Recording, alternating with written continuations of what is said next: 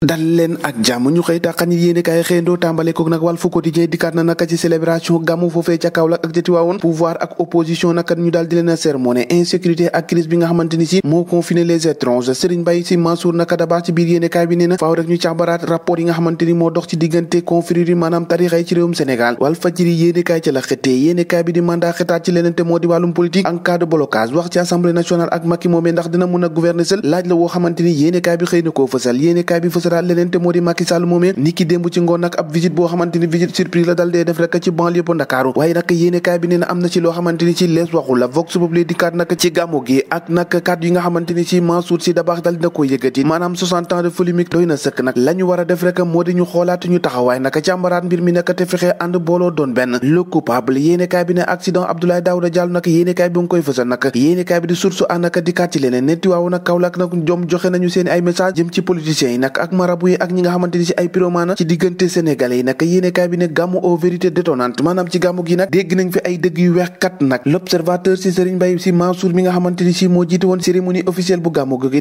l'observateur dikkaat nag ci kàddu yi xalif général des Tidianes la mu xam ne rek moo di 60 ans de polémique doy na sëkk nag fi mu toll nii la ñu war a def rek moo di liggéey waaye dëkkee xiiroo dëkkoo ŋaayoo loolee moom du jëmale réew mi ci kanam li nar a jëm kanam kay critique yéene kay xëy na ko di ko fësal de moo di nag Moustapha Sy him jamono ji nag moom la tuddee chef de l'opposition gannaaw bi nga xamante ni moo ngi fësal défiance ak attaques yi nga xamante ni moo ngi ko jëmale ci président de la république daanaka ci gàmmu gi ay kàddu yamu yëkkat yëpp naka ci Macky Sall la ko jëmale daanaka lu mu ko yekkul rek da koo dal dee fàtte Dakar Time ne duñu fàtte nag humilité accessibilité ak écoute proximité bi nga xamante ni si moom la Macky Sall am ak ñi nga xamante ni moo di askanam loolee nag ab leçon la boo xamante ni ay ministre am ak i DG war nañ cee jàng bu baax a baax ndax la mu def dikki démb foofee ca wàqi naa nimsaat jékki-jékki rek dugg foofu nekk dajeek askan yi waaye nag ñu bëri jàpp nañ ne ab dil la woo xamante ni si dañ koo dal dee tracé ngir rek Macky Sall mën a laaj wala sax askan yi mën ne ko nag yaa mën ngaa def troisième mandat te loolu nag daanaka ña ko wax ñëpp mooy ñu ànd ak ñoom yéenekaay bi di bés bi nag la mu wax ne moo def Ismaïla Madior Fall sans couture nag daanaka si jamono ji nag moom nag di yéenekaay xëy nag di jaaba jonge troisième mandat Ismaïla Madior Fall mooy ba faar ndax boobu ak léegi waxu ci yéeyu ci nag loolu tax nag réew mi quotidien troisième candidature boobee nekk convectable contexte boo xamante ni si dafa xaw a spécial lool lu ñu mel nag moo tax yéenekaay bi ne Ismaïla Madior Fall nag boobu ak léegi waxatul déet waaw rek lay wax waaw ji kay mel na ni 24 heures yéenekaay moom lay joxe nag ndax Médina ak Tivaouane ñoom nag ñoo ngay indiqué la voie maanaam yoonu bu baax bi nga xamante ni moom la ñu war a tegu bu liggéey li nga xamante ni moo di